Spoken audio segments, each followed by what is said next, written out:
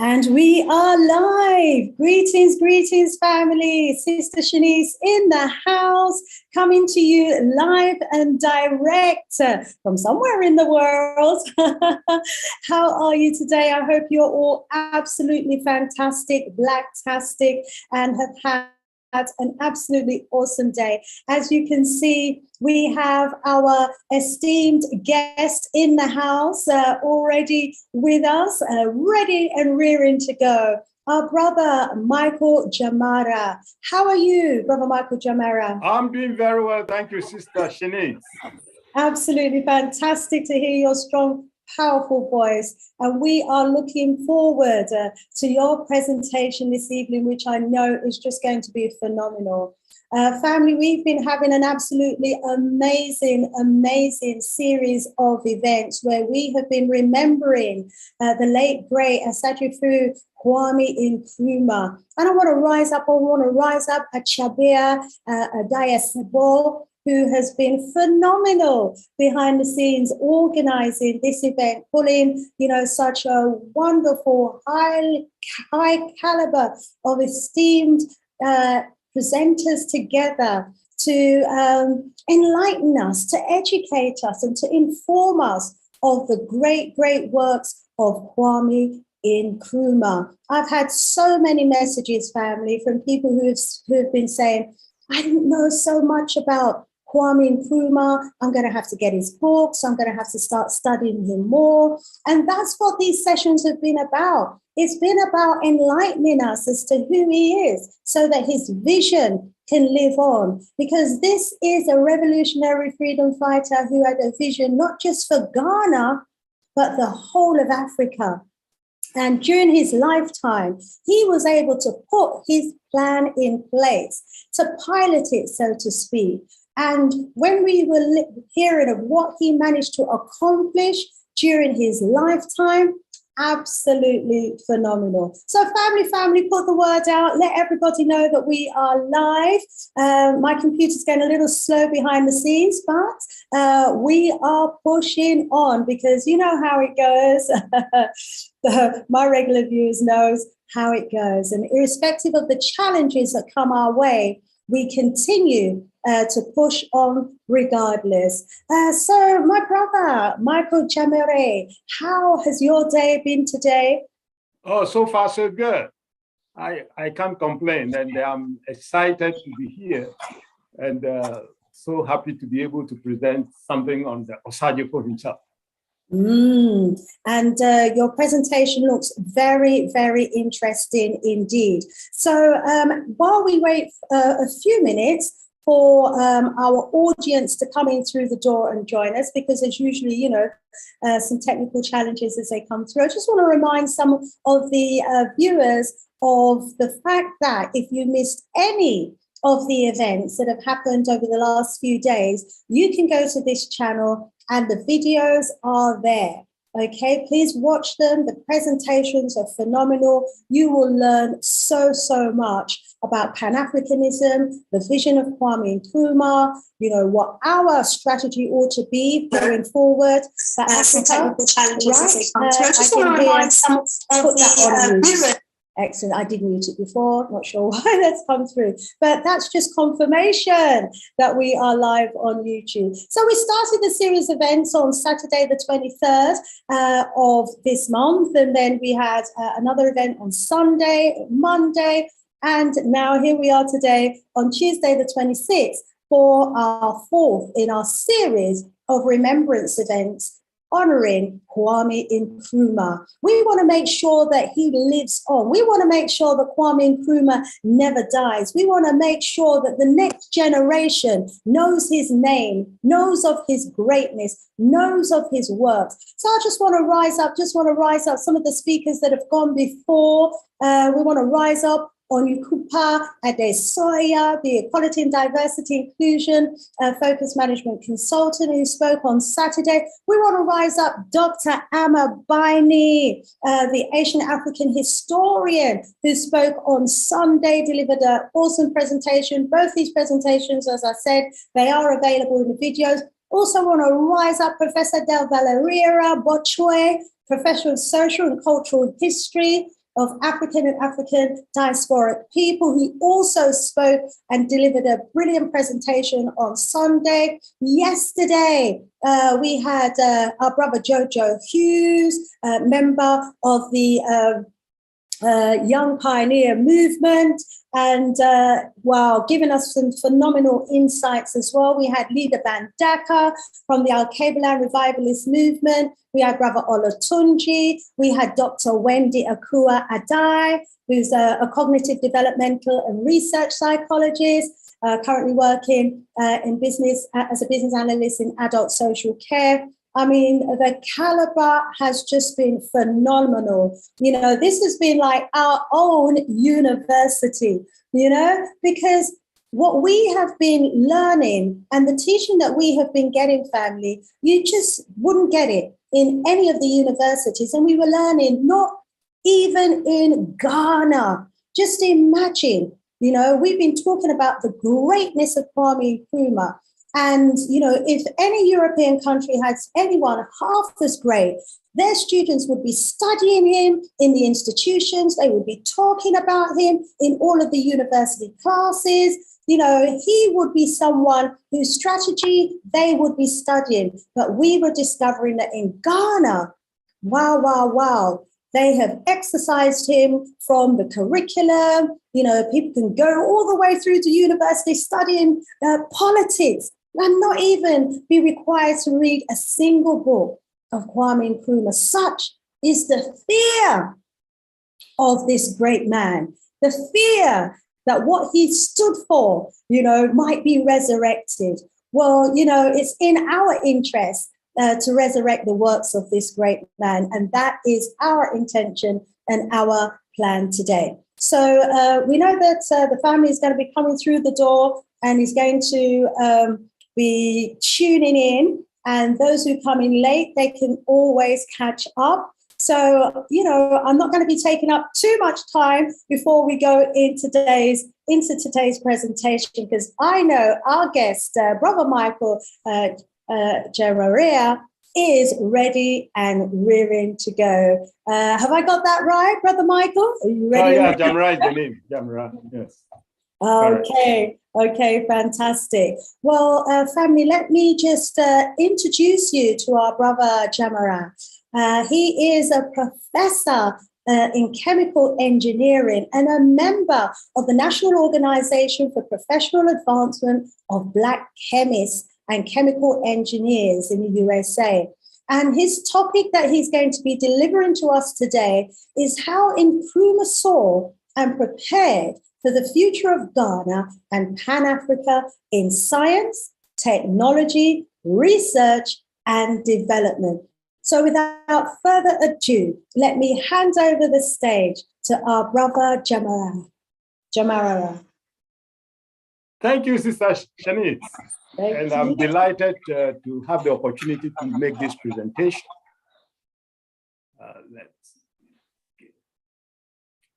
Yes. Kwame Nkrumah, as we know him, has been an icon for years.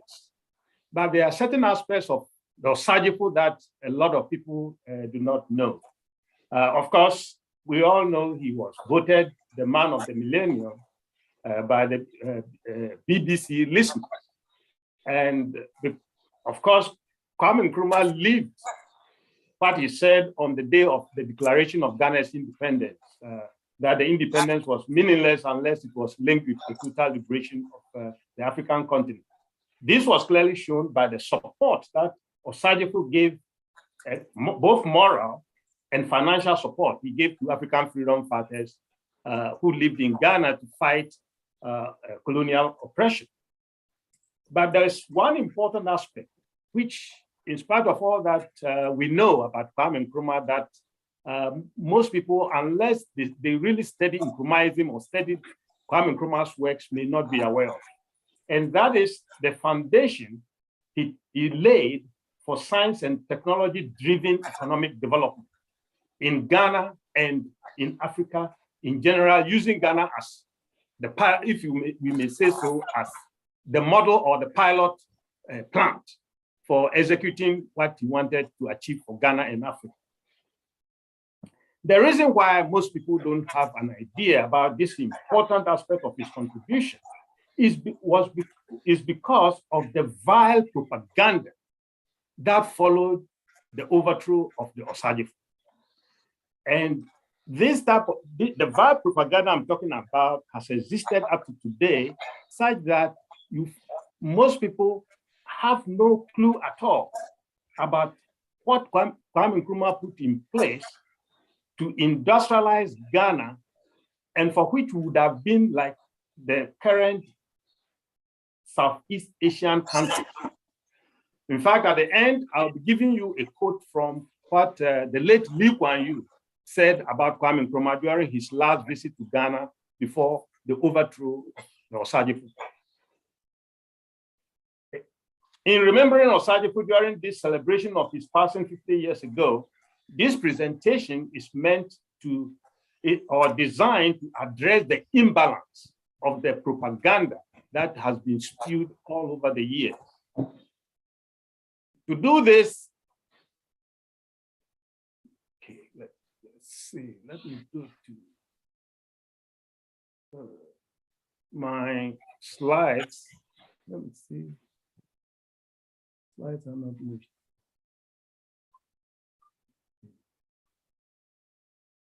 Okay. Okay. Yes. Oh, the slides are moving. Okay. Yeah.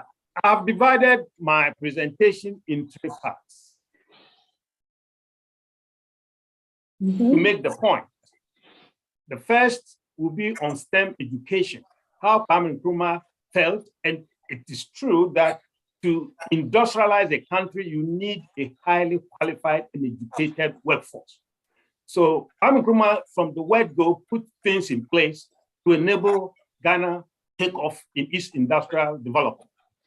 The first thing I want to mention is the Ghana Education Trust and the Accelerated Development Plan for Education, which was through an act of parliament in 1961. And then by 1965, he had a Ministry of Science and Higher Education. The second aspect I'll be talking about will be scientific and industrial research. In 1958, there was the formation of the National Research Council. That's just barely a year after independence, followed by 2 years later after independence, the Academy of Learning. And the two were then merged to form what we call the Academy of Science. Because in 1961, there was the Kwabena reactor, nuclear reactor project, and that was followed by the Ghana Atomic Commission when the Act of Parliament was passed in 1963. What some people may not know was the excitement Nkrumah had about science and wanted to infuse that in the Ghanaian population with the National Science Museum, which I'll be talking briefly about. And then the third and the last part was the science and technology-driven industrialization. During the first day of the presentations, we saw a list of industries that were set up.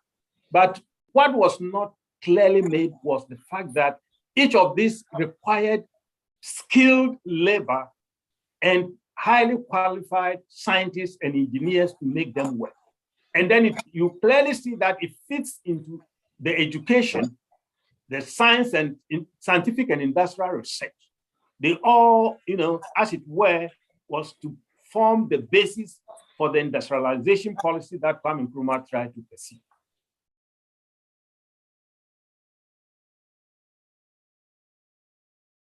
Let's have a look at how Nkrumah started educating the population to enable them contribute and catapult us into industrial and technological development.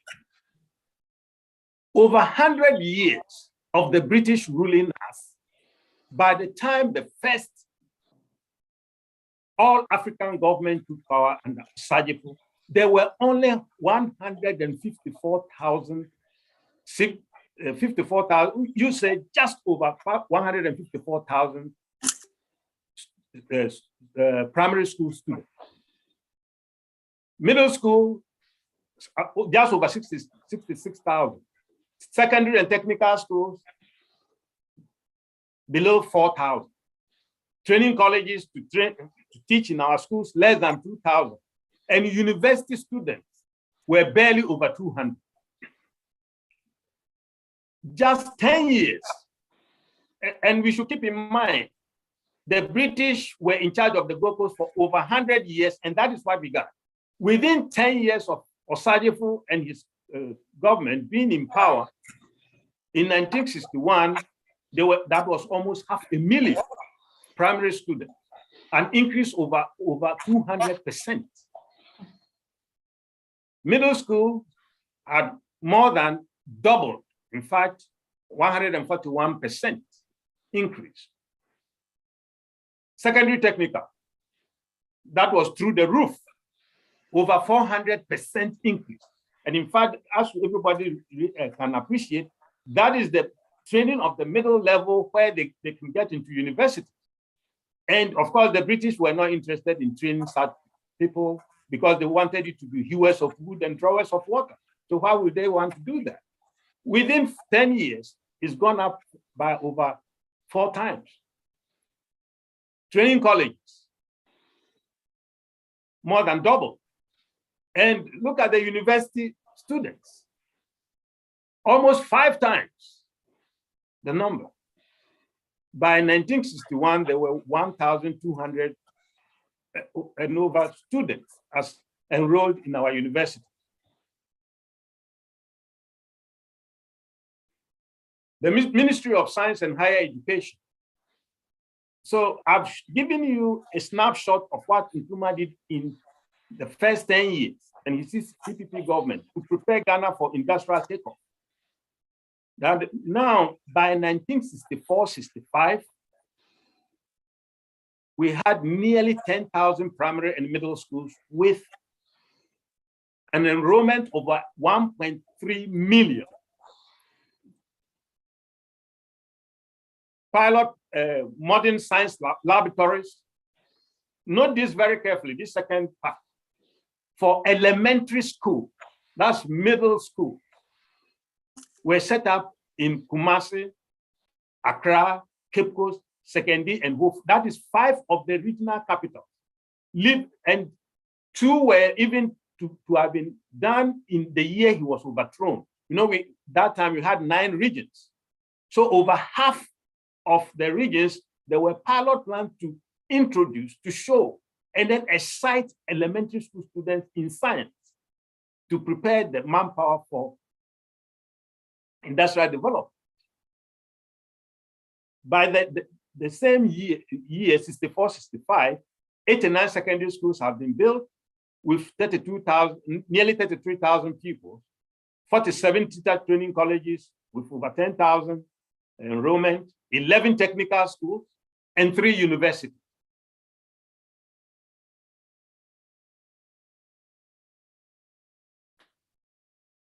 Now, by the time he was overthrown, the Faculty of Science at the Nkrumah University of Technology had been reconstituted. This shows the focus of the Osagyefo.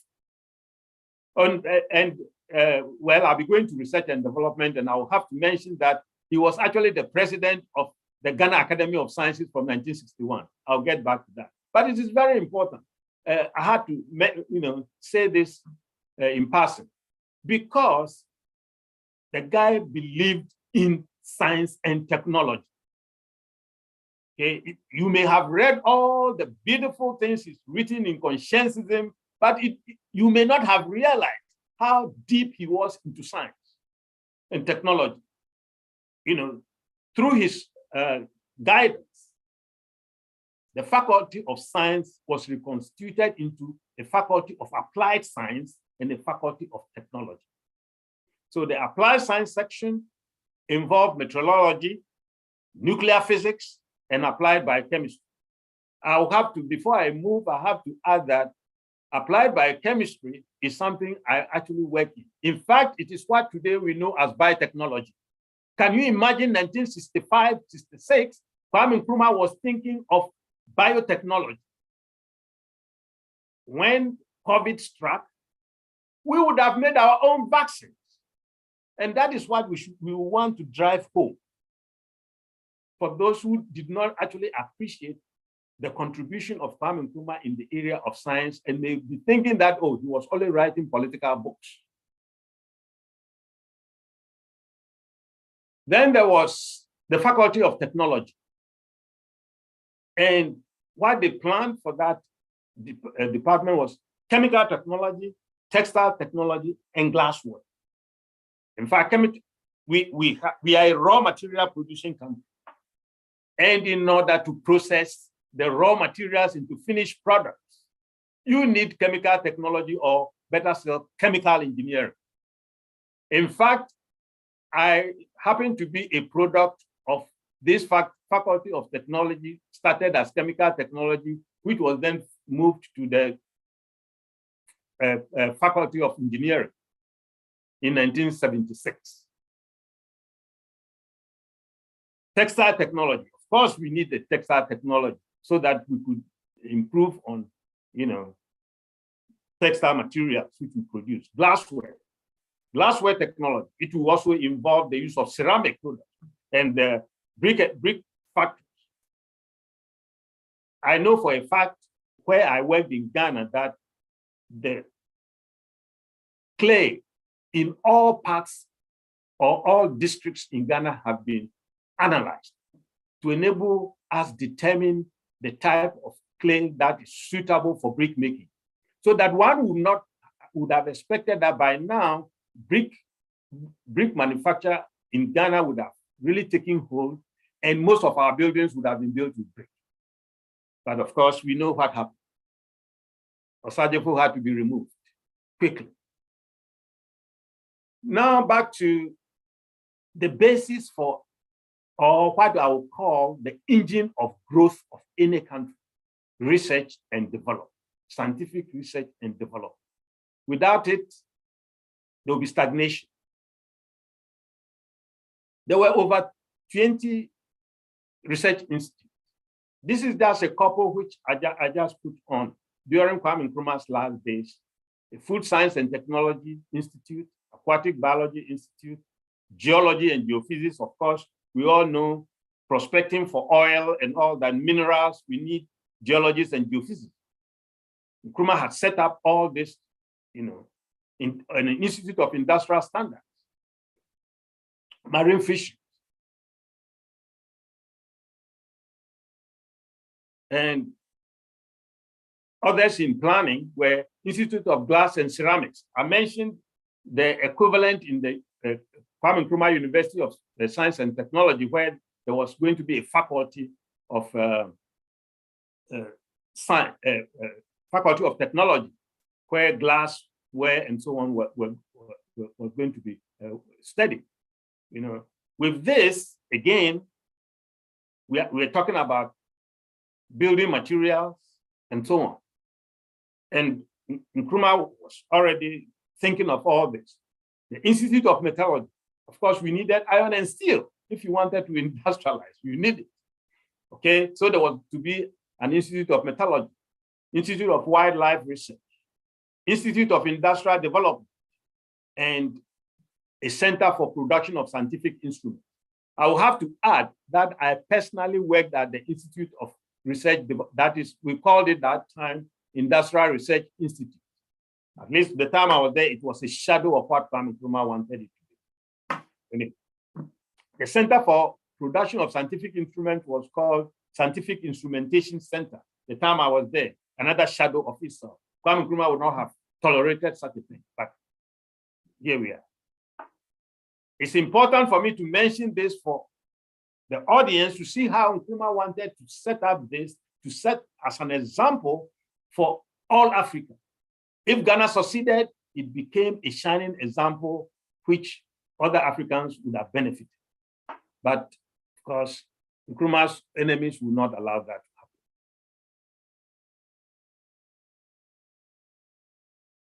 Again, on the scientific and industrial research aspect, the Kwabenya nuclear reactor project, which was to research into peaceful use of nuclear energy, and Nkrumah specifically asked Kwabena, the researchers at Kwabena, to work with KNUST to collaborate on solar energy research. We're talking about 1964, and in fact, in his speech delivered at the laying of foundation for the Atomic Energy Commission, that is what exactly he said. Not only that, he talked about the National Science Museum because he wanted everybody in Ghana to be excited about science, so that kids could be taken to the museum to see and how that they are not expected to just read science in textbooks, but how science could be used to improve the welfare of Ghanaians. Not only that, he proposed a science city for the scientific community, so that scientists who were living close to each other, will communicate ideas. Maybe while they were sleeping, some wonderful things can come and to contact their fellows to get back to the lab and do some interesting work. That was what Kwame Nkrumah was planning for us. But unfortunately, it never was allowed to take place. And I have to add that the Osagyefo, in all his presentations, never forgot to mention that all this should be done with collaboration with other African countries. That is why he was so worried that we were so balkanized into small countries not collaborating with each other.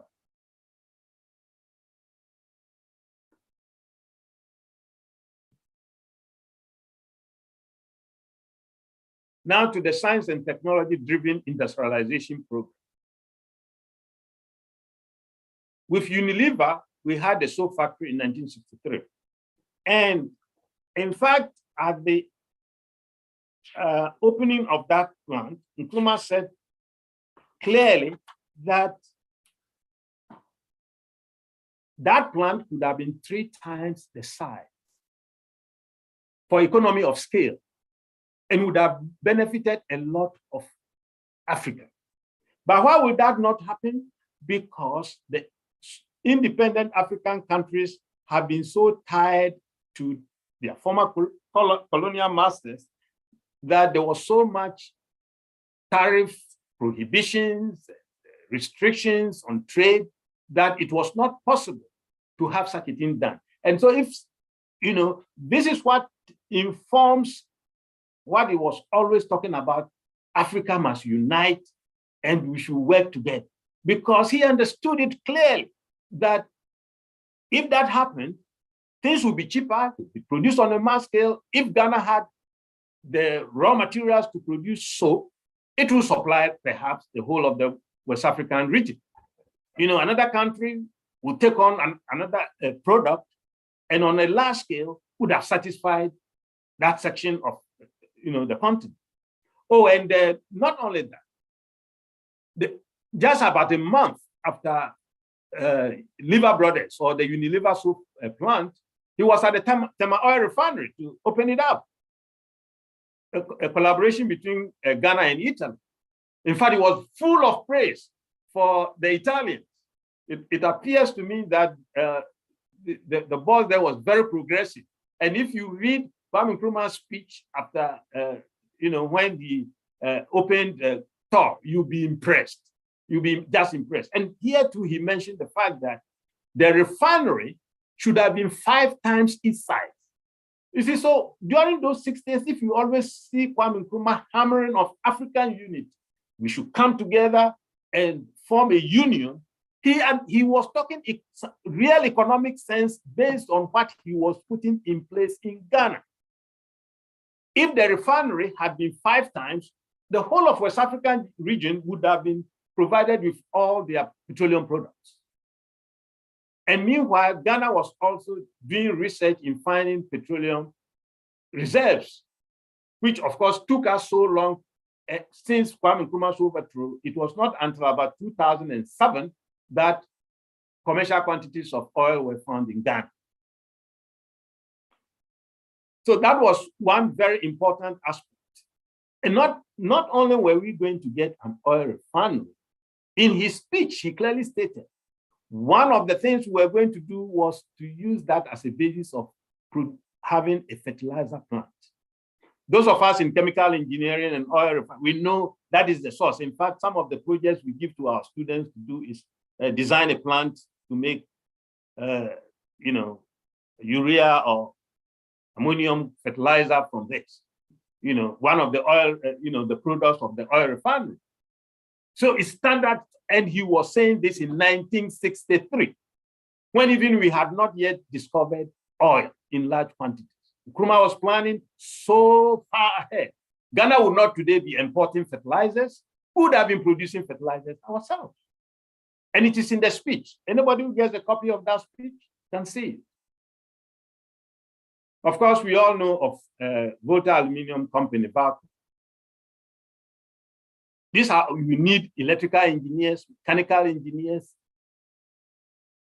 chemical engineers to work in all these places. And by the way, I should have also stressed the fact that since I said science and technology driven industrialization, I should have mentioned the fact that Unilever soap manufacturer, you need all the engineering disciplines. Come to oil refinery, you need all the engineering disciplines there. Okay, if you come to where I live, Houston, Texas, you will be surprised at the number of Ghanaian chemical engineers in town. Okay. Glass manufacture at Abosu, still you need engineering. Cement, engineering. Without the engineering background, I mean, you just become, doing lousy work for whoever brought the plant there. The electronics industry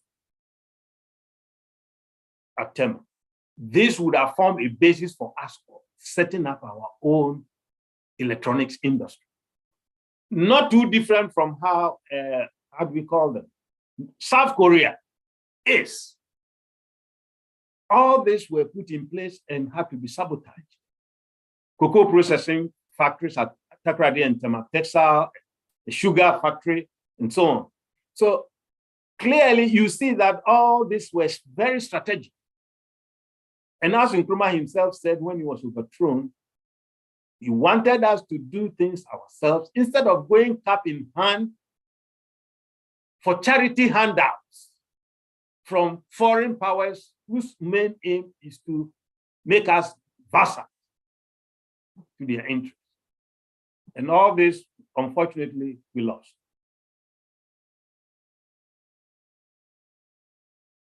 Most of these factories are now, and the most painful was the gold processing factory, which was almost complete when he was overthrown and was abandoned. And today, Ghana is the largest producer of gold in Africa. And I hear about the 5th largest in the world. But Ghana is broke. Can you imagine that?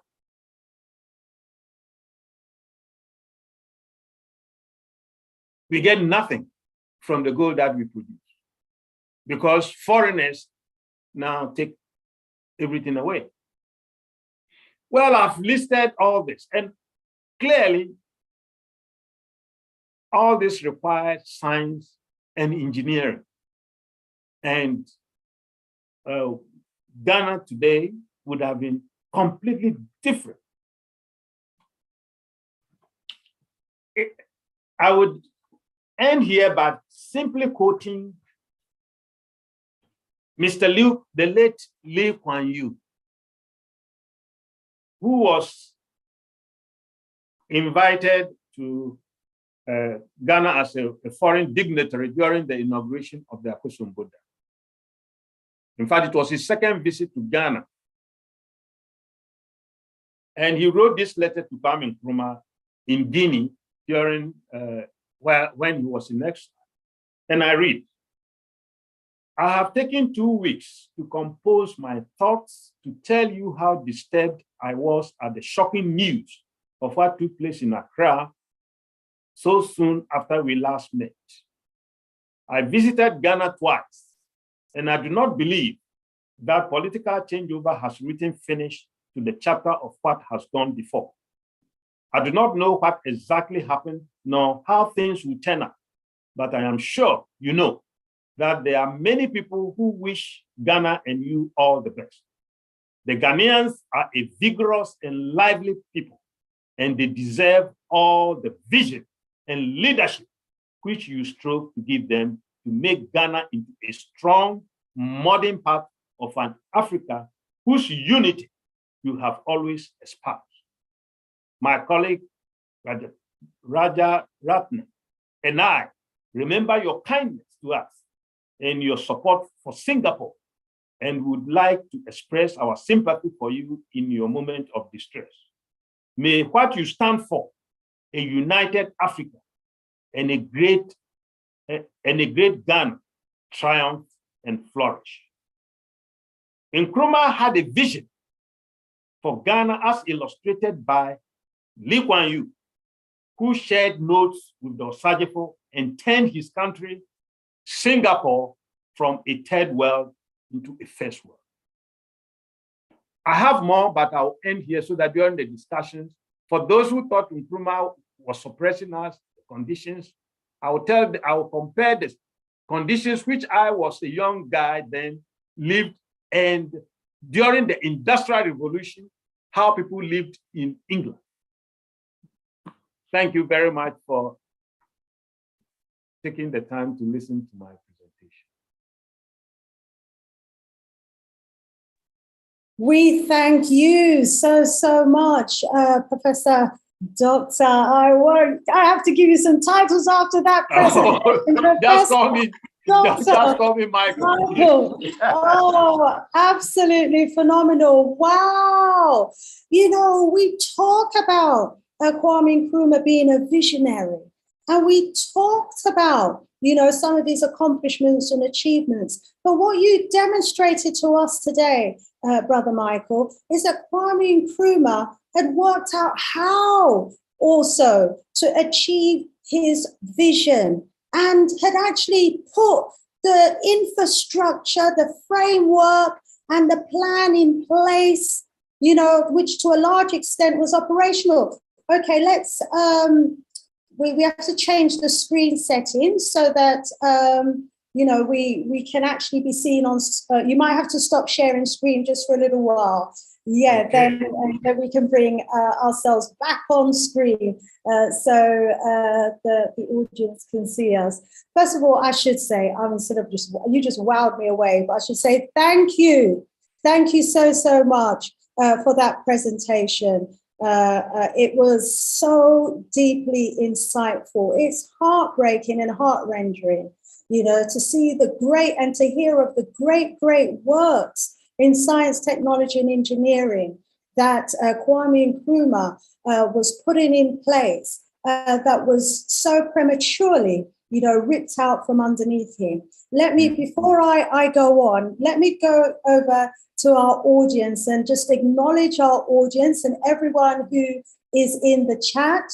Greetings, family. We welcome you. We thank you so much for tuning in. Again, day 4 in our series of symposiums where we're looking into the vision and the works and the greatness of our revolutionary leader, Kwame Nkrumah. So let me just change the settings here and go into the chat so I can see who we've got in the house. Yeah, if you're watching, please pick us up in the chat. Let us know that you're in the house. Let us know where in the world you are watching us from.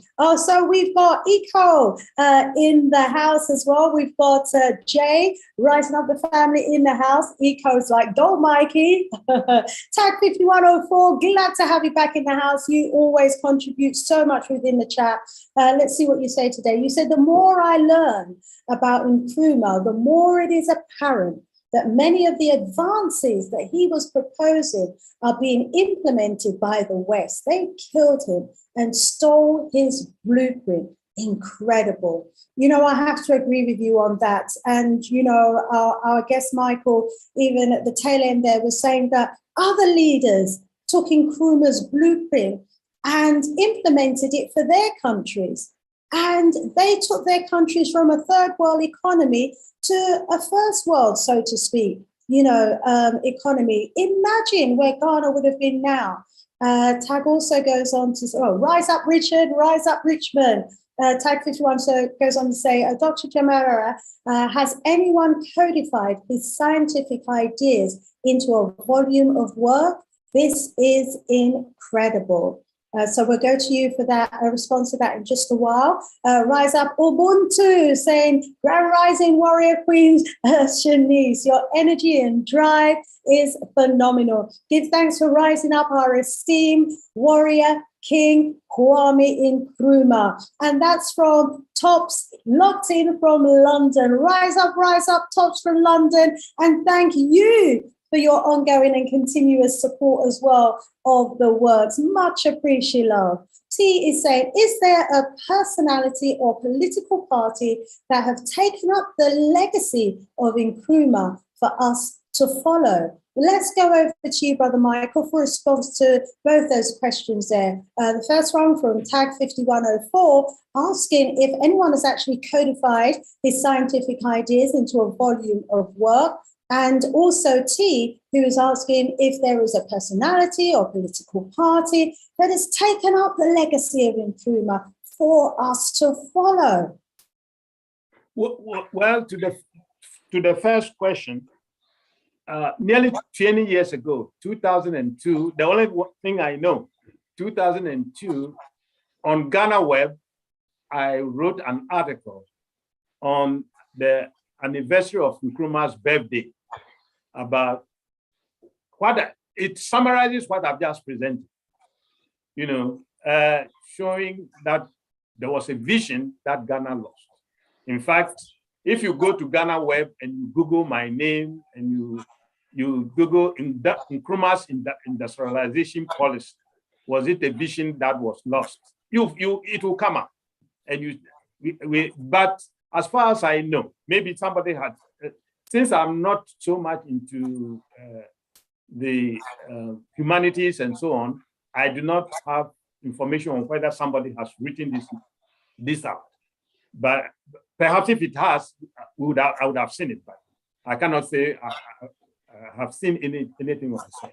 But at least it is out there.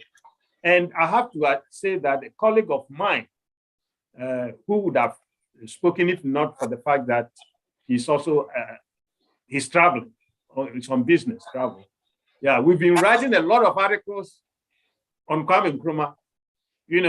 There was this talk about Nkrumah's Preventive Detention Act and all that. We wrote a 28-page paper defending it. A lot of people haven't seen that, but if you Google, the PDA and our name, it will come up. So at least we wanted to enlighten people. The last part, well, the CPP in Ghana, is supposed to be the party that should lift up and carry on the good work of Sajifo. Unfortunately, the electoral fortune of the CPP hasn't been very good, and that has been the problem. There could be a lot of reasons. We tried to revive it. The colleague of mine, I was talking about, the friend of mine, very good working, he's a soulmate in Nkrumah. We collaborate a lot. We're about 4 people. Oh, and Uncle Ade was one of the authors too. We did a thorough analysis of the CPP to see the way forward. Unfortunately, since we are not on the ground, perhaps we couldn't sell it the way we thought it should. So it didn't work. So far, the CPP hasn't been very successful at the polls. That's all that I can say. Wow. Science and technology, what he realized, and this is precisely what Marcus Messiah Garvey said in his writings as well, that we should be all taking up science and technology. He said science and technology was the way forward. It was, the key to taking Africa, out of being a so-called third world into a first world economy. And Kwame Nkrumah, put his plan in place to actually run with that vision. And as we can see from the outline there, he was doing an incredible job. Some of those statistics, even today, there aren't many countries that can actually claim credit for those sorts of achievements and accomplishments. And this is what he was doing, way back then. It's also painful when we get videos on social media of some of the skilled and talented Africans who are inventors, who are creators, who are innovators, and they seem to be touting their innovation to the West because their governments haven't put it in place. The proper infrastructure, the proper investment, the proper network and support around, their talent so that they can actually harness and develop those innovations, So clearly, Kwame Nkrumah, he recognized the importance of technology for industrializing an economy. He realized the importance, of harnessing the skills and the talents of the innovators and creators and the inventors. What is it with the rest of the governments? Why are they not? I know I'm generalizing here. There may very well be some exceptions, but, why are we seeing so many creative and talented Africans selling their inventions and their innovations to the West, which will only, benefit the West to the detriment of Africa? Why, how are we still in a situation where we are now? Why we are not recognizing, as Kwame Nkrumah did, the importance of science, technology, engineering, and to be training up our own for the benefit of our own continent.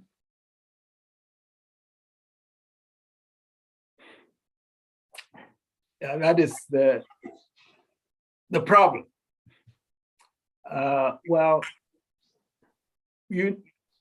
Okay, this is what I think.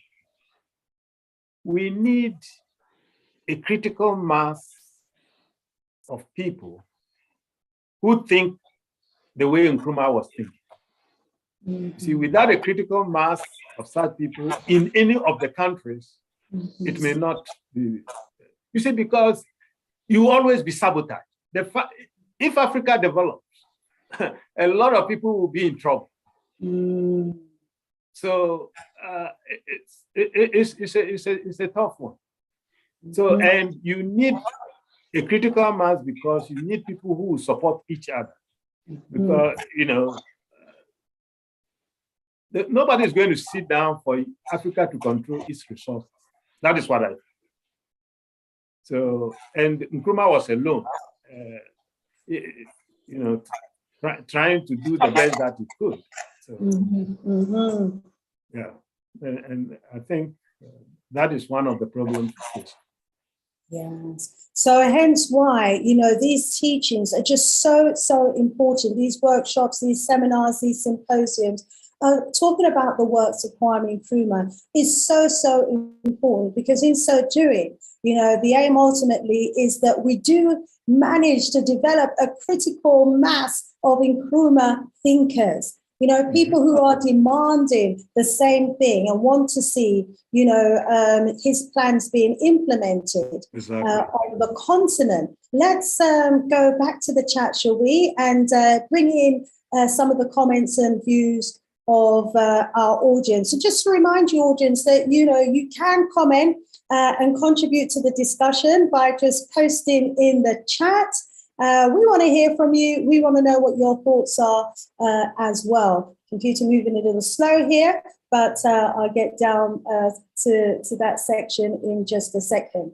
And yeah, he was planning a tech city. I mean,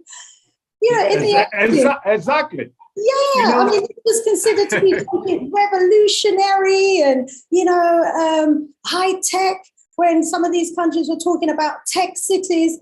And then, you're telling us that Kwame Nkrumah had this plan, 50 years ago? 50 years, that's right. It was a great vision we lost. And especially if you are in the type of areas which some of us work in, you don't know whether you should cry. When you look at it, it's whether you should just cry. That why should this happen to any group of people? Yes, You know, yes. it's so sad, but that is the reality. Very sad indeed. We want to rise up, Baton Rouge from LA in the USA.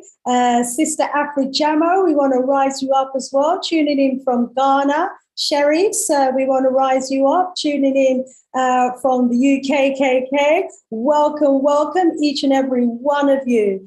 Tag 5104 is saying, if you turn the other cheek, you can be enslaved for another 1,000 years. Malcolm X, Grand Rising, Tout le Monde. Okay, great. Yes, rising each other up in the chat. Oh, Mundeli from the Congo in the house. He's saying, Yenge, Pimimpa, Pimimpa Kiambote from the UKKK sister Shanice. Greetings, brothers and sisters. Hail, Osashi Fu Kwame Nkrumah. Long live your empowering legacy. Yes, indeed. Tag 5104 says, yes, Kwame Nkrumah was clearly ahead of his time. Brilliant. Just think, if Nkrumahism would have succeeded, the West could have never been able to continue to pillage African resources. Africa could have been the producer to the world. Yes, indeed. Africa doesn't need the rest of the world. The rest of the world needs Africa. And Kwame Nkrumah was proving that, you know, Ghana didn't need their loans. Ghana didn't need any help and support from the West. It could have done it all by itself and was on the road to doing so. Tag goes on to say, do you see any overlap in the accomplishments of Nkrumah and the ideology of Marcus Garvey? Yes, indeed. We've already learned that of all the books, this was Leader Bandaka, Rise Up Leader Bandaka and Family, if you're locked in. Yes, Nkrumah said of all the books that he had read, and he was very well read, he said the book that influenced him most was the Philosophies and Opinions of Marcus Messiah Garvey. Yeah. And T said, do you think the present administration has built on the foundation set by Nkrumah's administration? My brother Michael, I wonder if you would like to comment on that, please. To what extent has the present administration taken forward the foundations that were set? Well, I'm very sorry I can't comment because I do not support that party. So I find it, I don't want to comment. Because this is the reason. They are, you know, the party presently, they come from the group that overthrew Kwame Nkrumah. So I don't want to comment. Mm-hmm. Yes, I'd suggest people go so that is, if you don't have anything good to say about people, I was taught when I was a young person that you don't say anything. Mm-hmm. If you don't have anything good to say, then don't talk. So that should speak for itself. We hear you on that one. We hear you on that. So I just want to direct the family to one of my videos that was done by our brother Leader Bandaka, where, what do we call it? We're looking at the politics of Africa, assassinated prophets, celebrated puppets.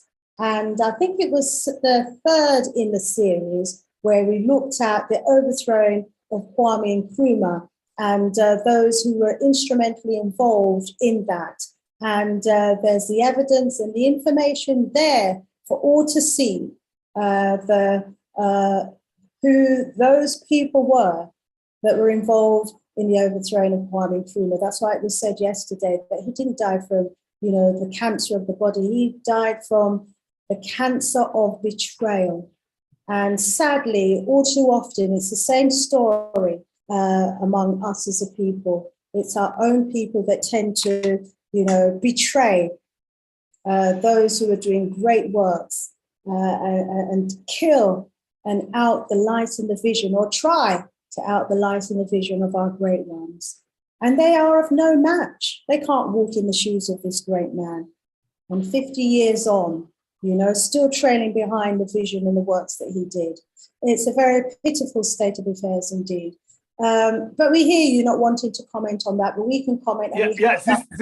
Sister Shanice, if I may just add, even though I don't want to comment too much about whatever they're doing, but one thing which the audience, because they are interested in listening to what Nkrumah achieved, should know is that they are trying to write Nkrumah out of the history of Ghana. If they didn't know, that is one thing they should realize. In fact, the 1st of July, when Ghana became a republic, that is when we cut the umbilical cord between us and the United Kingdom. It's no longer a public holiday. It speaks volumes. And if you see why I don't want to talk about it, because I don't have too many good things to say. So that's why I don't want to talk about it. Because you can only have, you are a republic and you are a president because the Queen is no longer the head of state. So for you to tell me that you would not celebrate 1st of July as a public holiday because Kwame Nkrumah was the president and led us to a Republican status, it speaks volumes. What else can I say? What else can I say? And I am a staunch Nkrumah because I believe in what he did and I know what Nkrumah would have done and how Ghana would have been transformed. So anybody who would do that, there's nothing I can say about it. Tag 5104 is asking, where can we get information on the projects Nkrumah intended to bring to life? Therein lies they are in the ministries. I'm sure if you are any researcher who tries that, they should easily get it. When I was in the United Kingdom, I don't know, at least I knew University of Exeter, they had a Ghana collection. In fact, I learned a lot when I was at the University of Exeter. In the 80s. There was a whole section of the library which was labeled Ghana collection. I read things which I never knew, even though I lived in Ghana most of my life. I never knew. It was a wonderful place. And I'm sure there are places in the United Kingdom too. One can easily get such information. Okay, there. Just imagine being able to find more information out about Kwame Nkrumah and his plans in a British university than you are able to in a Ghanaian university. What does that say about the mindset of some of our leaders in Ghana? Wow. In fact, I've always been thinking about who sponsored that section of the library. Because there was no volume I was looking for. I got to know even more about Ghana. Anytime I had some free time, that was where I spent it. I read so much about Ghana from that library. Wow. And it's not even in a particular curriculum, and it ought to be. Yeah, there in that section is the basis of a curriculum and a course of study that all, aspiring economists, African political leaders, African strategists, African, that's where we should all be looking and studying. Okay, we're already, at the top of the hour, but let's bring in just a few more questions. Let's see what we've got. Ida saying, what a presentation. Didn't know about all of the industries he set up. A lot are now under foreign control. Most Ghanaians don't know they were started in Nkrumah's time. Thank you for the information. We thank you too, Ida, for tuning in. And, please do share because, we're the ones who are going to have to do the teaching because as we've heard, there are greater moves to remove Kwame Nkrumah's vision and his works and everything that he stood for than there are those in education in Ghana trying to keep his memory and his ideology alive. Echo says Nkrumah's 7-year development plan has information on his programs. Okay, so there was a 7-year development plan. So please look out for that as well. First Time says, may the Most High Creator of all the creation, the judge and the juror, the only one worthy of worshiping, praising, thanking, remembering, learning, etc. So, yeah, thank you for that. It's not Ghana government publication, available on many libraries. SOAS library has copies. Okay, great. So you can go to SOAS libraries as well for a lot of information, and look out for that 7-year development plan as well. That's something clearly that needs studying, because from all of the presentations, what we've clearly been hearing is that Kwame Nkrumah was well ahead of his time indeed, hence why he's known to have been a visionary, and some even say a prophet. Wow, wow, wow. First Time says, greetings from Chicago, USA. Give thanks to the Most High. Welcome, First Time from Chicago as well. Tag 51104, Dr. Jamare, you are very well published. What an impressive body of work from Prior Review, A&M, and HBCU. Wow, wow, wow. Echo is saying, Mikey, can you say a little about the CSIR and the vision Nkrumah had for it, and what happened to it? Well, you see, again, I worked at the CSIR for 10 years. Which is abbreviated for? Council for Scientific and Industrial Research. In fact, the name came about, you know, they wanted to change everything in Nkrumah. It was Ghana Academy of Sciences, and Nkrumah was the president from 1961 to 66 when he was overthrown, okay? But because everything about Nkrumah had to be eliminated, the name was changed to the Council for Scientific and Industrial Research. In fact, following, Australia has something similar. They have, you know, something along that. I'm sure, okay, we don't want Nkrumah, anything about Nkrumah to be, you know, so we change it to Council for Scientific and Industrial Research. But of course, they retained the academy, and it was then known as Ghana Academy of Arts and Sciences. So that is what is there now. But the research part, that the scientific and technological part, they moved it as Council for Scientific and Industrial Research. In fact, the headquarters, at least the time I was there, were at the same place. You know, the headquarters of the academy was at the same area as the headquarters of the CSR.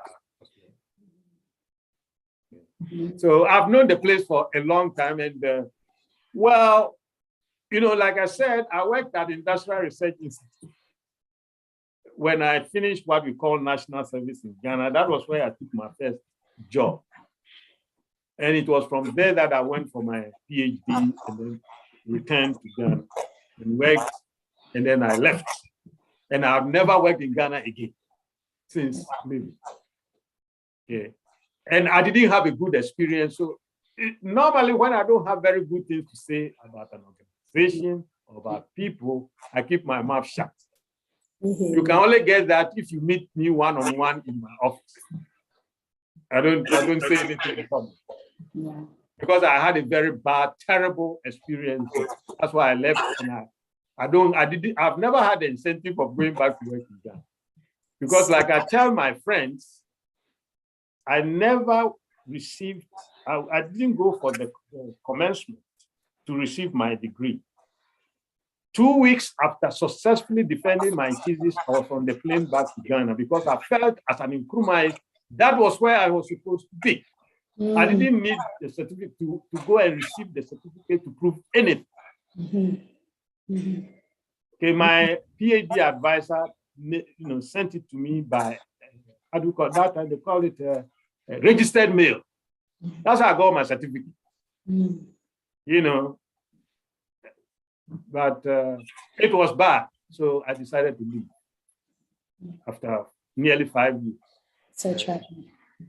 It's so tragic. You know, the brain drain and the number of Africa's most intelligent, most creative, most innovative, you know, those with the most technological knowledge tend to be working in the West rather than working at home because, you know, there are those at home who are not creating the conditions that are conducive, you know, for intelligence to flourish. And we hear clearly, you know, with the situation with Kwame Nkrumah, someone who was such a visionary, someone who had the interest of the country and the continent at heart.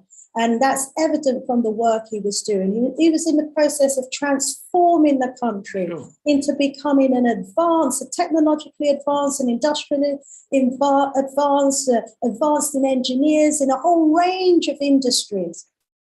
Light years ahead of his time, you know, but those with their own personal, selfish self-interest at heart, you know, sabotaged all of that for their own personal gain. And this is the wicked situation and the evilness that we're living with at the moment. And so we've got a lot of, you know, housekeeping to do. So, exactly. You know, we've got the problems externally, but we also have, you know, the Trojan horses inside who are forever opening up the doors to our enemies for their own personal interests. How we deal with that, you know, is a completely different series of symposiums that, as you say, should be held behind closed doors.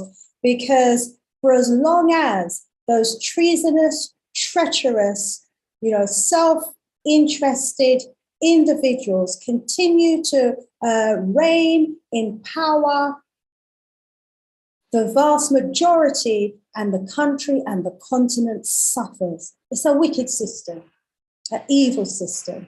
Yeah. You need a critical mass. It brings me back to a critical mass people. If I had people who were, you know, with me, supporting me, you could fight. Yes. You can't fight the system alone. You can't. No. It doesn't work. It doesn't work. You know, you need a critical mass of people who think the way you think, who are prepared to support you during your hard times. You support them as well, you know, and you lead by example. Yes. I mean, it's contagious. Being brave and confident is very contagious. When people see that, this is working, they'll follow. But if you are alone, they know how to cripple you. They really know how to do it. So you will survive as an individual. If you want to challenge the system will deal with you. Right. Oh, yes, indeed, as an individual. So, you know, the cumulative number of people that have watched this series so far goes into the thousands, I'm sure. So family, we all have our job to do. You know, we have been well-watered, well-nourished with information about Kwame Nkrumah's vision. And I think we would all agree, I'm sure we would all agree, that his vision, his blueprint, you know, is what Africa still needs today. And we need to form part of that critical mass. We need to find, you know, the spaces for learning where we can share information about Kwame Nkrumah so that we can all fight together for a better Africa. And the great news is, following these series, is that the plan exists. You know, we know exactly what's needed. We know what needs to be taught in the schools, what needs to be taught in the colleges and the universities. We know the different engineering courses, technological courses, scientific courses. We know the range of industries. You know, we are now so well informed as a people as to what is required. We know what we need to be demanding. Let's organize within ourselves, within our networks, within our groups, within our communities, and let's be the voice for change that Africa needs. Let me go over to our dear brother, Echaba Edaisebo. Just want to give him the opportunity to say a few words, should he want to come in before we close. Thank you very much, my sister, and for all the hard work. You know, it's my wish that maybe if we can get some psychiatrists and psychologists, social scientists to really research and examine why is it that if I take myself and my generation that has been in effective power from 1982 to the present, and we are a special generation that was brought out by the Nkrumah generation. Mm-hmm. All the schools and education establishments that Professor Jamra recorded and exposed us to, we were the beneficiaries. But what is important is this. As soon as during Nkrumah's time, you finish from the university, you have a job waiting for you. You have a house, you have a car. You see, they organize for my generation. And they also sponsored us to the best universities in the world. Thousands of us. Mm-hmm. Oxford, Cambridge, Harvard, Yale, most of the Eastern European countries, some of the best universities in the world, they spent money to send us. And then we come into power from 1982 to the present, and exercising so much power over life and property, and with so much support from the World Bank and IMF, from the European Union, all the support that was denied in Nkrumah was given to my generation. And yet still, we cannot come a tenth near what Nkrumah achieved. So what is wrong with my generation? Not only that, Nkrumah had a team of people that were not as educated as Mm-hmm. my generation. That's correct. But my generation, we are blessed to have the most trained people. We've gone everywhere. Mention it, any university on this planet, you find a Ghanaian there. And what is important is this. We have experienced quality life. When I am a student at Cambridge, I go to lectures from my university hostel, or if I'm living in town, I don't go over open sewers, gutters. It's healthy environment. So I have a mental vision of healthy environment. If I'm in Pennsylvania, I'm in Houston, Texas, I have a mental vision of a healthy environment that I have enjoyed. Then I come and take power over life and property that Nkrumah could not come anywhere near. That's executing that power. And yet still our conditions are bad.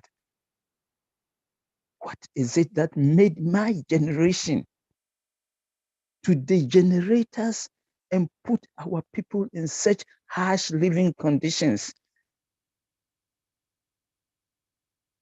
Having a sense of mental quality, you have a sense of good living environment. But when you come to exercise power, you do the worst. I set up a divestiture implementation committee. The World Bank says that, oh, Nkrumah was too overambitious and was taking up prestigious industries and all this, and that did not befit us. So you don't have to do that. And you also agree with the World Bank. And then all the industries that Nkrumah set up. My goodness, you destroy them. We were producing our own tires. We were producing our own glass, our own batteries. We were producing almost everything that will make us sustainable. And we come and set up a divestiture implementation committee, first headed by one who they called the Prime Minister, P.V. Obin, who is supposed to be a socialist, leftist, Marxist person, under a regime that was directed by Rawlings and Captain Kojo Chikata, who are supposed to be leftists, revolutionaries, and all that. And you come and destroy the industrial and manufacturing and agricultural base of the country. What are you doing to the country? You are creating a situation of permanent unemployment. And when you have a situation of permanent unemployment, where the majority of your youth wake up in the morning and they have nothing to look forward to. That is the near collapse of a society. You don't have any society. You have zombies. They have nothing to look forward to because there are no jobs. You have destroyed the industrial and manufacturing base of the country by selling off and living in the forest to waste factories. And even when you mention the word forest, Nkrumah located factories all over the country where the raw materials were, and he built schools not in towns, but outside towns, secondary school towns, so that he was spreading development across the length and breadth of the country. That was what he was doing. And we come, my generation, with so much power, and with the World Bank and others loving us, pouring money on us. And we come and destroy the industrial and manufacturing, agricultural, educational base, foundation of the country. What is wrong with my generation? That's what I need: the psychiatrist, the sociologist, the psychologist to get to work and examine why. Why? Why would I create a situation of permanent unemployment? And when you have unemployment, then you have a cyclical inflation. And that's what we are trapped in. That is what we are trapped in. And I keep saying that a society is near collapse when the vast majority of its youth wake up in the morning with nothing to look forward to. And that is what my generation has done to Ghana. I've spoken enough. I knew my brother, Professor Jamara, didn't want to talk much. He's gone through a lot, and he's not alone. He was a beneficiary Exactly. of Nkrumah's educational largesse.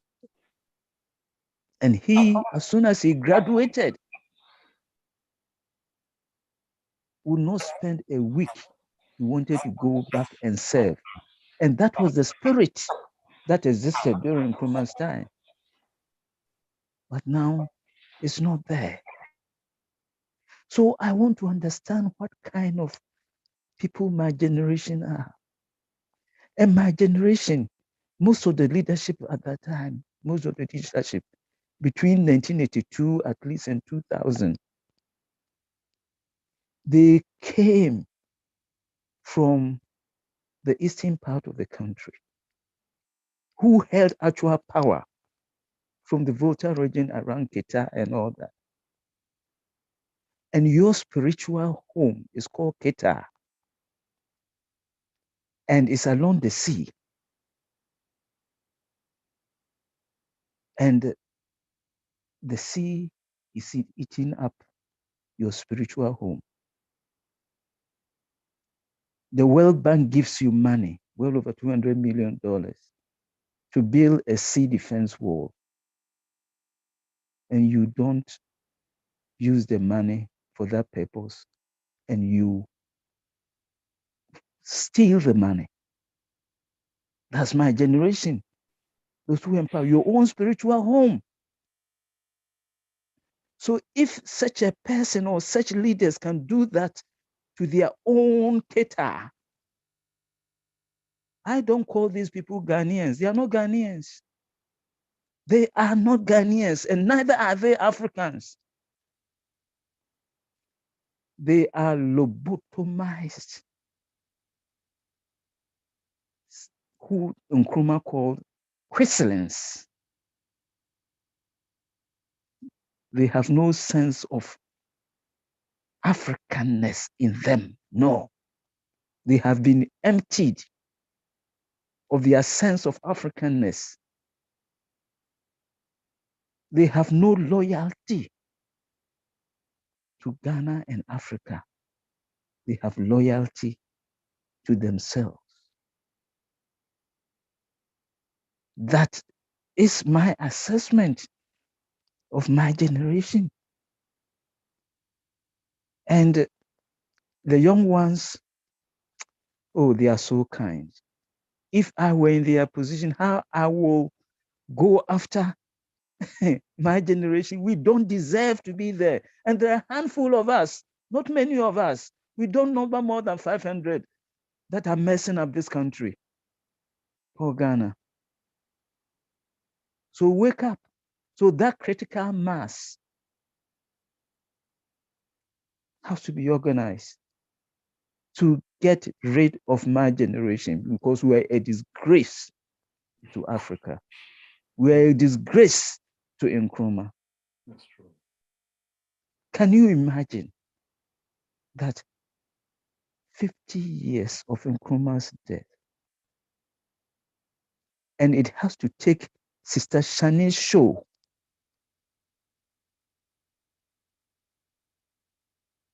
to do something to mark and give respect to Kwame Nkrumah? Nothing like that is happening in Ghana. Nothing like that.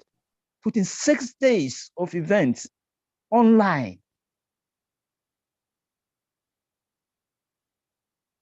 And my generation, we are walking about calling ourselves presidents, prime ministers, ministers of this and that.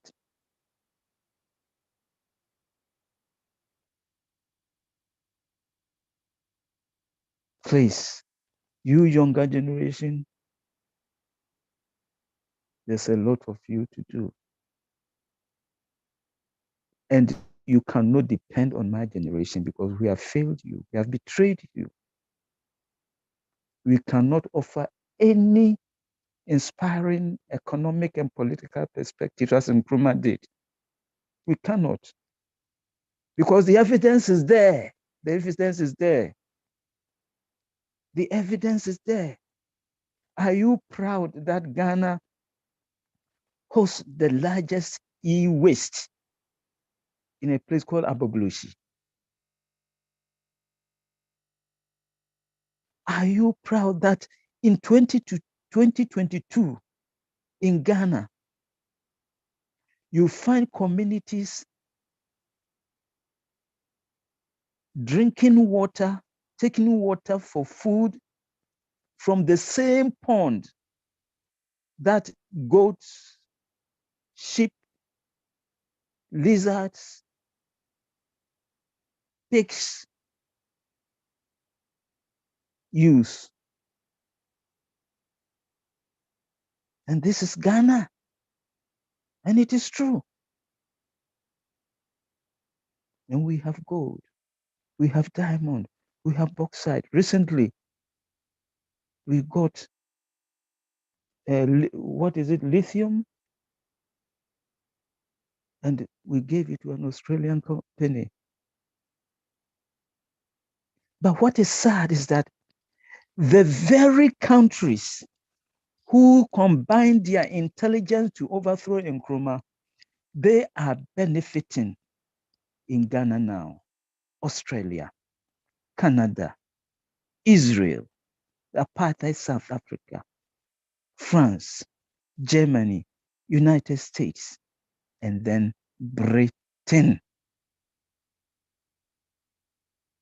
They conspired to get Nkrumah out of Ghana so that they can overthrow him. When they plotted, President Johnson and British Prime Minister Harold Wilson, Wilson wanted Nkrumah killed on 21st February when he was leaving Ghana for Vietnam. Then Johnson said, no, if we miss and he's called killed, it will be terrible for those that they have put in place to do exactly that. But what is interesting is this, my generation again. Nkrumah reorganized his security around October 1965. He was facing a lot of problems. Then he got a civil servant called Eric Otu, whom he put in charge. And just before he left for Vietnam, he had gotten the Attorney General at that time called Geoffrey Bing to be investigating information that had come to Nkrumah's desk that his chief of police and the head of the Criminal Investigation Department, CID, were involved in the smuggling of diamonds to Israel.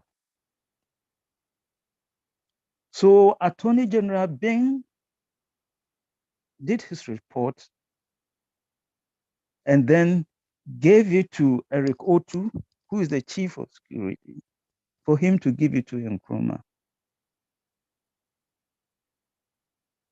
Unknown, Eric Otu rather went and gave the report to the police chief called Hali, and then the CID boss called Deku.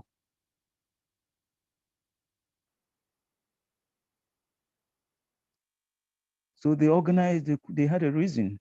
They organized the coup, they kicked Nkrumah out. Then fast forward, my generation, we come to power in 1982.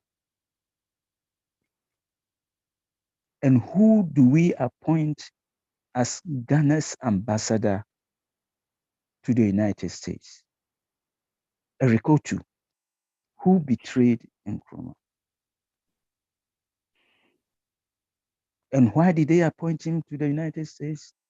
At that time, Reagan was in power, and his vice president was George Bush. So in 1963 towards 66, George Bush at Langley House, that is the headquarters of the CIA, Ghana was part of his charge. And he was running Eric Otu.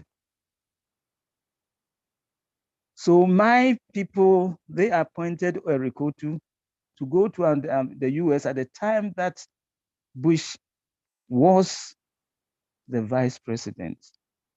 It was not coincidental. Do you understand what I'm saying? It was not coincidental. Oh, we have done a lot of evil to Ghanaians, my generation. We've done so bad. And Amika Cabral knew what he was talking about when he said Nkrumah died. He said, don't tell me that Nkrumah was killed by any cancer. Nkrumah was killed by the cancer of betrayal.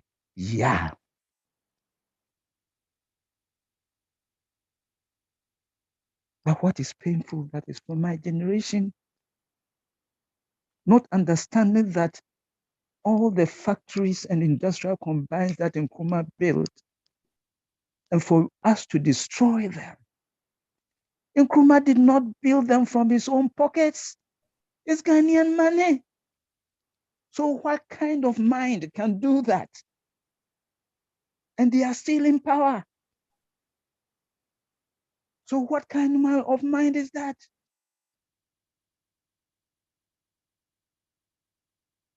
These are the questions that we should be asking, particularly the younger generation.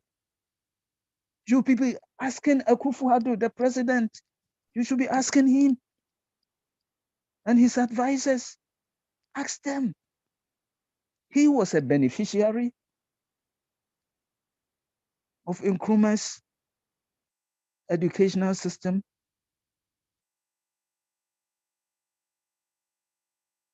And you want to obliterate anything about Nkrumah for a situation to exist in Ghana, for someone to graduate with a first class in political science from the University of Ghana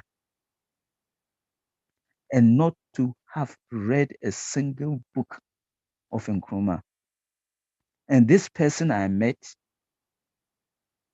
was also running to be as the vice president of a political party to rule Ghana. This is the situation that we are in the country. I quite remember, I'll finish by saying something. I quite remember in 1973, I was a librarian, working as a librarian. Then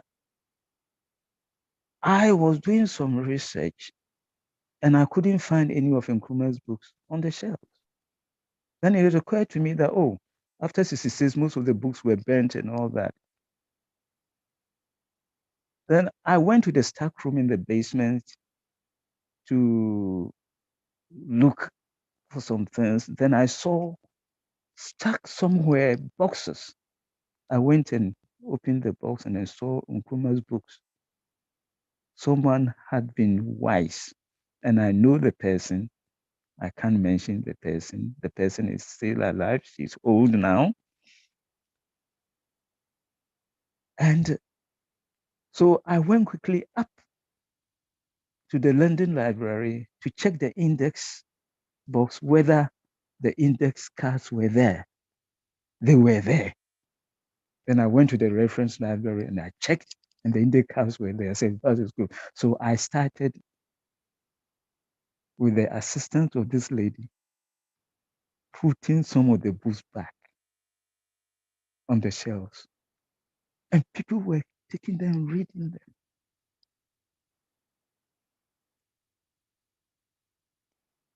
My sister, what my generation has done to Ghana, I feel I'm angry. I'm very, very, very angry. But what I'm angry about is the younger generation. They are so kind. They should be, my goodness, whipping us. They should get us out. We are not fit for purpose. We are not Ghanaians. We are not Ghanaians. Who is a Ghanaian that will be in his right mind to have power? And you, Ghana, you land of gold. And Nkrumah, by July, was going to inaugurate a gold refinery. Everything was in place in Takwa. And he was overthrown in February. And up to today, we could not set that refinery up. And my generation, we let this pass. So who are we?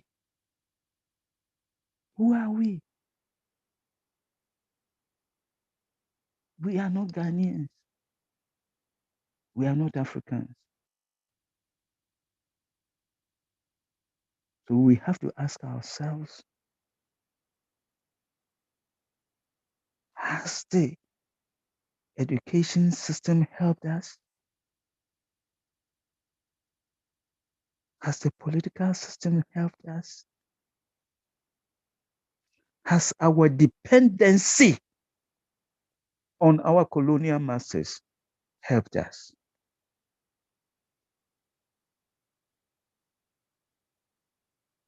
And Nkrumah's words has been proven right.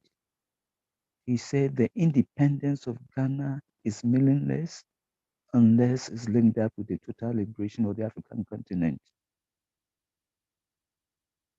And that is it. So when you hear about NATO, US and NATO, then do you think that Nkrumah was mad and crazy talking about African High Command? Doesn't it push you, make you question yourself? Why can't we have African High Command? And there's NATO.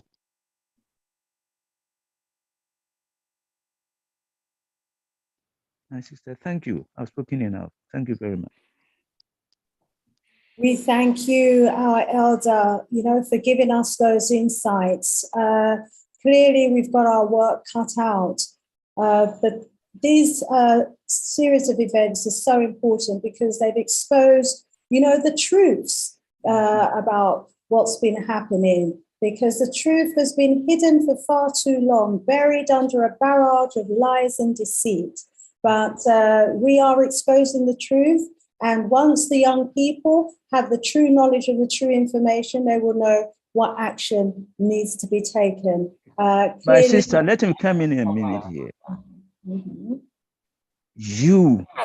Something had touched you for you to do something about Nkrumah. Nkrumah built the University of Cape Coast. The residence of the Vice Chancellor of the University of Cape Coast, Nkrumah designed that residence himself. This is how it will look like and all that. Mm-hmm. And ask, what is the university doing to remember Nkrumah 50 years after his death? Mm-hmm. Nothing. Mm-hmm. Then you go to Kumasi University of Science and Technology. As Professor Jamara has explained, Nkrumah's policy. Now that university has been turned into a liberal arts institution, graduating people in religion.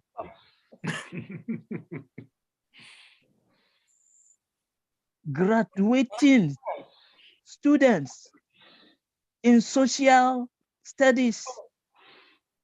They have degraded and denigrated that university from its science and technology status to more of a liberal arts university.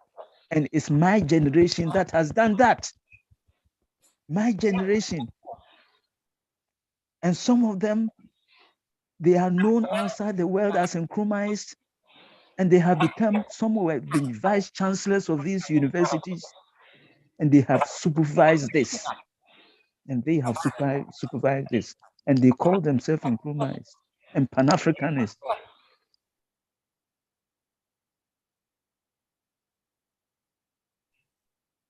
Thank you. We thank you for enlightening us, our elder. Brother Michael, let me allow you a few closing remarks. Wow. The truth needs to be told. And, with the right knowledge, we can take the right action. And I have learned so much about Kwame Nkrumah, about Ghana, and about why, we're in the situation that we're in.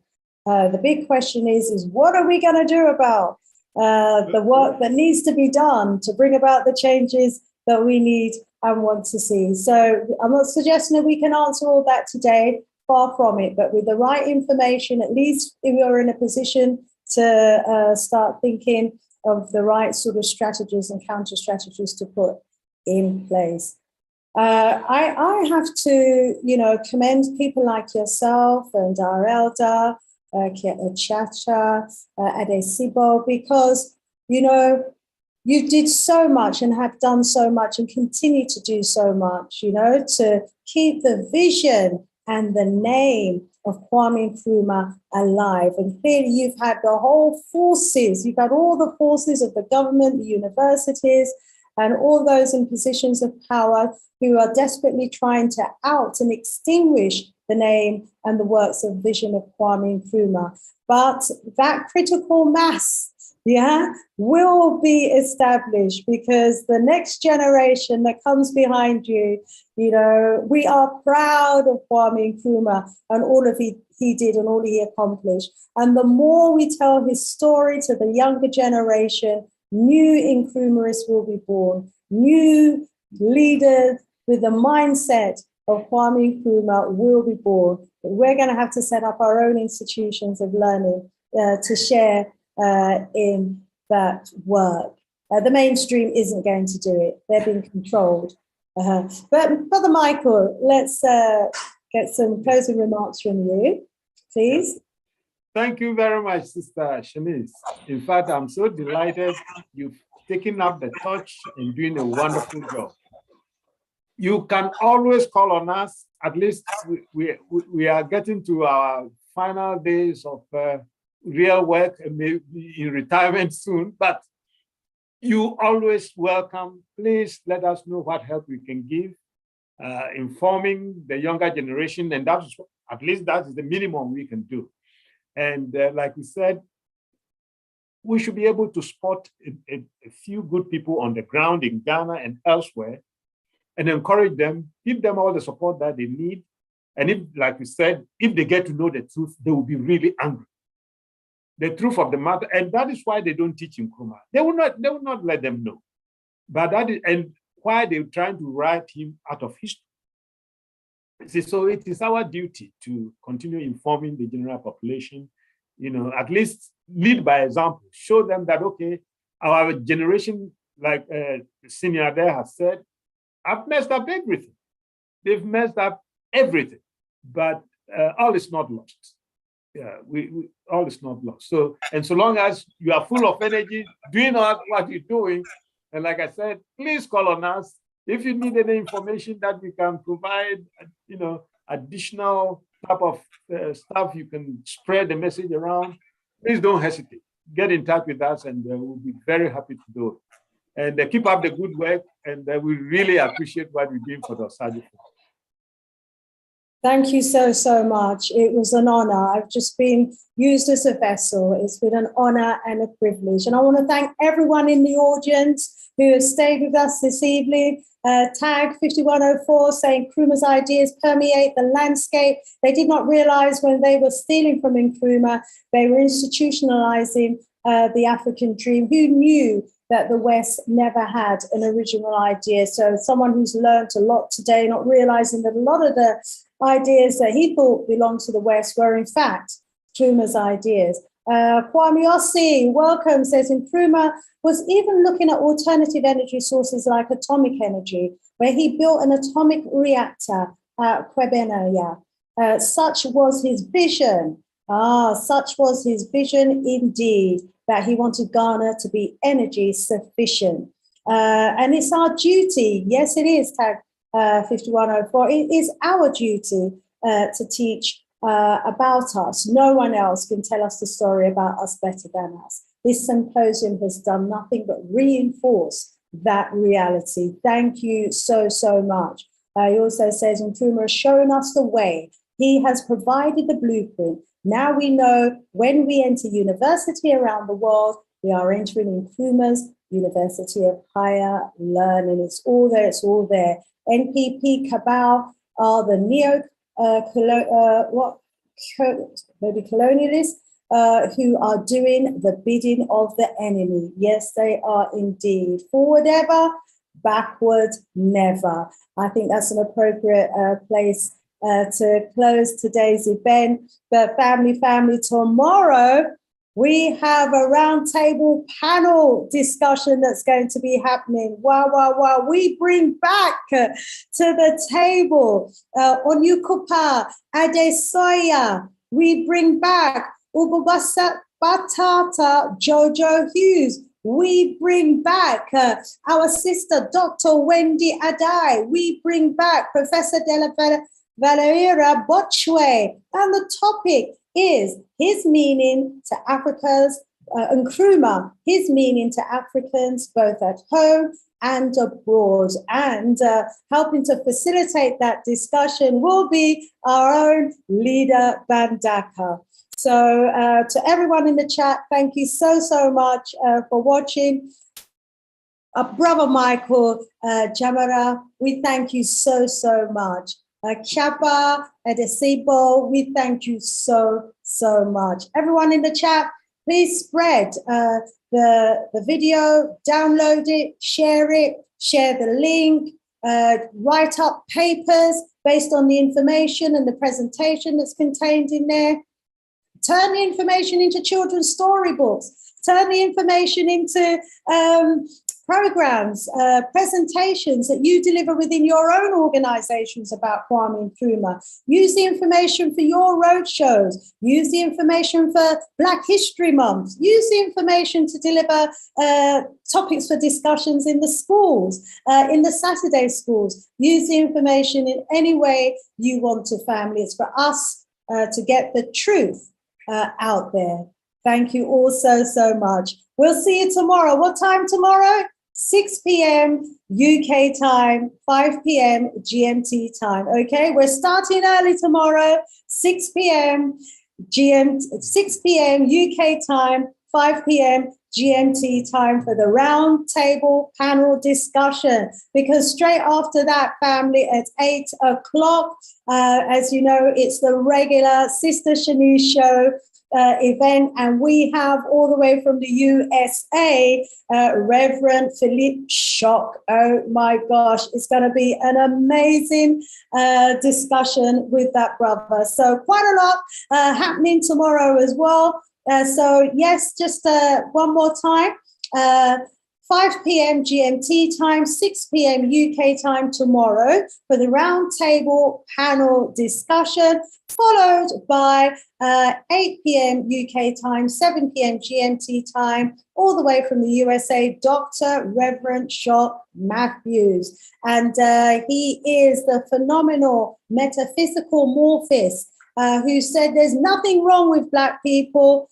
Something happened to us. Does he have the psychological answer to the problems that has been outlined today? Will he be able to psychoanalyze us and tell us, you know, because he talks a lot about trauma, generational trauma, you know, is there something in there that we need to understand that will enable us to put right the challenges that we're experiencing today? You'll have to log in tomorrow to find out, family. More love, more power, more strength. We'll see you tomorrow. Bye for now, family. Thanks for tuning in. One love. See you tomorrow.